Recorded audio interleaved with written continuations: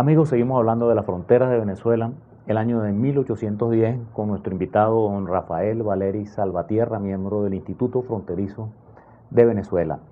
Y vamos a preguntarle a don Rafael cómo fueron esos tratados que se firmaron y que no se firmaron con los que fue evolucionando nuestra frontera. El primero que yo recuerdo, que lo estudiamos en el colegio en bachillerato, es el Pombo Michelena y tiene una particularidad, que los neogranadinos lo aceptaron y nuestro Congreso de Venezuela no lo aceptó. Rafael, ¿usted nos podría explicar cómo fue ese tratado, por qué los neogranadinos lo aceptaron y por qué los venezolanos no lo aceptamos, cuando más bien las fronteras son muchísimo mejores que las que tenemos actualmente? Bueno, enseguida, pero primero permítame terminar este comentario sobre esa frontera original. Se respetó en términos generales el meridiano de Riohacha, solo que según la topografía, según las realidades físicas del terreno, ese límite se fue modificando poco a poco. Pero en términos generales podemos ver que se respetó el meridiano de Riohacha, excepto por esta cuña, de la cual hablaremos un momento después, una cuña neogranadina hacia Venezuela. El tratado, mejor dicho, no, la gente lo llama tratado, fue un proyecto de tratado Michelena-Pombo, por los dos comisionados, el venezolano y el neogranadino, que a falta de una información verídica en el momento, por dificultades en trasladarse a consultar archivos, muchos de esos archivos estaban en Santa Fe de Bogotá, en la época en que estos territorios formaron parte del virreinato. El hecho es que entonces se pensó de una manera muy inocente, siquiera, bueno, vamos a dividir la Guajira en dos, la partimos como buenos hermanos. Venezuela decía que el territorio comenzaba en el Cabo de la Vela, los vecinos decían que comenzaba por aquí abajo, decían, bueno, vamos a partir la cochina, como dirían algunos, en dos. Muy bonito desde el punto de vista teórico, pero en la práctica eso no era así. Y además, había por aquí también una diferencia, de lo cual hablaremos un poquito más adelante cuando hablemos de los mapas de Codazzi. El Congreso de Venezuela rechazó el tratado porque Venezuela estaba perdiendo territorios que eran suyos de tiempo inmemorial. Por la misma razón, pero a la inversa, el Congreso de la Nueva Granada lo aceptó porque le estaban dando territorios que jamás fueron de ella. Eso lo saben todos los colombianos, no el pueblo colombiano en general, pero todos los políticos y juristas colombianos saben eso. Sí. Vamos a mostrarle a nuestros amigos el mapa, el plano de ese proyecto de tratado Pombo Michelena, para que ustedes vean que nos perjudicaba y aún así estaríamos mejor de lo que estamos ahora. Pero si seguimos en la evolución, don Rafael, después viene ese famoso plano de Agustín Codazzi. ¿Nos podría hablar un poquitico del mapa de Agustín Codazzi? Sí, pero aquí cabe también una pequeña explicación a la que acababa de decir, porque mucha gente, incluso intelectuales de muy alta talla, dicen, caramba, ¿cómo es posible que no hayamos aceptado ese tratado, Pombo Michelena y tal? De haberlo aceptado no hubiéramos perdido todo lo que perdimos después. Pero a estos señores les faltaba una cosa que yo creo que ahora nadie tiene tampoco con todas las computadoras, que era una bola de cristal que le dijera lo que iba a suceder en el futuro. Bueno, para 1840 o 41 se produce el Atlas de Venezuela por el geógrafo coronel Agustín Codazzi.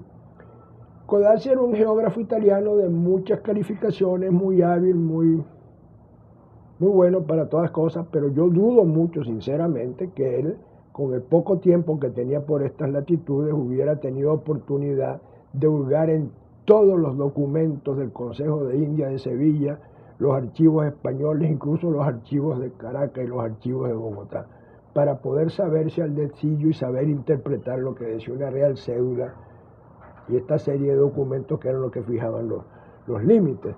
Y él, no sé, yo creo sinceramente que inventó una serie de cosas. Hay un hecho concreto que lo puedo citar como ejemplo, y él confundió una cosa con otra. Él tomó la boca del río Masparro y en ese meridiano él trazó una recta por aquí, que le daba, suponía venezolano estos territorios y neogranadino estos territorios de acá. ¿De dónde salió eso? A fines del siglo XVIII, cuando se crea la comandancia de Barinas, que luego, para la época de la independencia, ya constituye una provincia,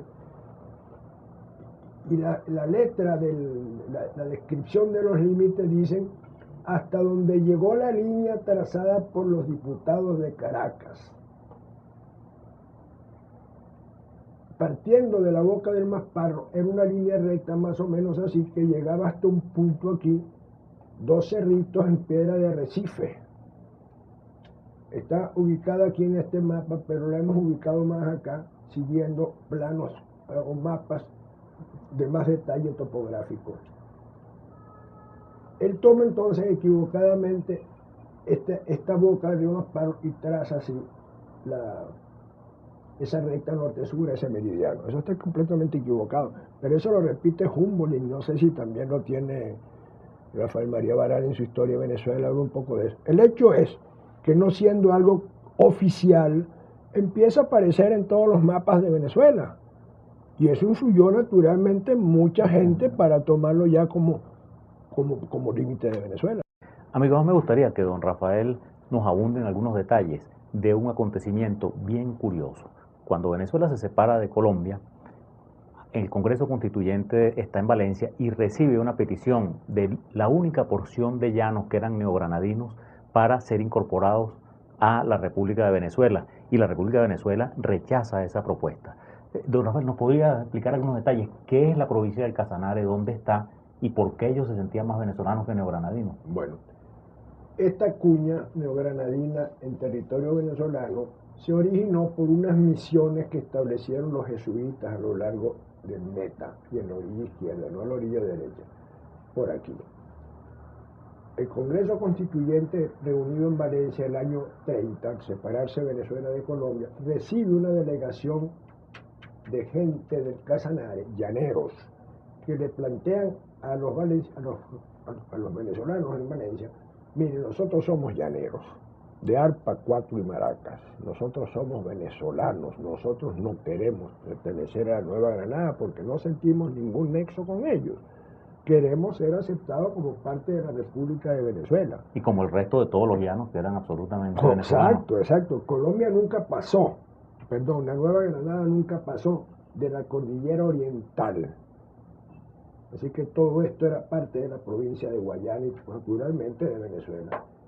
Entonces, los constituyentes reunidos en Valencia, fieles en todo a Luti Posidetis Iuri, dijeron: ni 1 milímetro de territorio que no haya sido parte de la Capitanía General de Venezuela para 1810.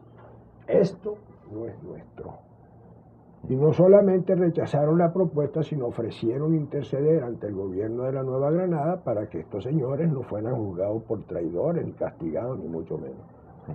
Amigos, fíjense qué interesante que Venezuela ha sido tan respetuosa que, aún queriéndose anexar ciertos territorios, como es el caso del Casanare a Venezuela, nosotros lo rechazamos porque vamos a decir que somos nosotros, somos venezolanos como aquellos congresantes, lo rechazamos y mantuvimos el Utis Possidetis Iuri. Y eso nos da una gran fuerza moral para reclamar las cosas que equivocadamente han sido adjudicadas a otros países. Pero vamos a una pausa, y en la siguiente parte de nuestro programa, don Rafael nos va a explicar cómo fue ese laudo español, que es en el que definitivamente se hacen unas sentencias que no favorecieron a Venezuela y cuya delimitación se hizo posteriormente, prácticamente la gran parte se hizo en el siglo XX, y nos perjudicaron, pero de una manera que ustedes pueden ver en los mapas cómo quedó mutilado nuestro territorio. Una pausa y seguimos con el laudo español.